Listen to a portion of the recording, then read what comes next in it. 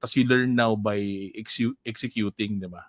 Kasi iba pa rin yung by the book. Before, puro by the book, puro seminars, ganyan. And maganda naman yun, fundamentals eh, di ba? Pero iba pa rin kasi pag nag-execute ka, di ba? So yun bro Ivan, what's your take on that, no? Yung how did you, yung journey mo to financial freedom, how to be yung Ninong Ivan, di ba? Na saan man nag-start nun? Equities Sa ba? akin Or... kasi, same ako dun sa sinabi ni Bro Edwin. Kasi sa akin, di ba, being in the corporate sector, meron talaga akong cash flow. So, kumbaga, parang nasa akin yan kung paano ko siya i-allocate. So, yes. At that time, when everybody was spending yung mga gamit nila or phones, akin kasi, kumbaga parang sinasagad ko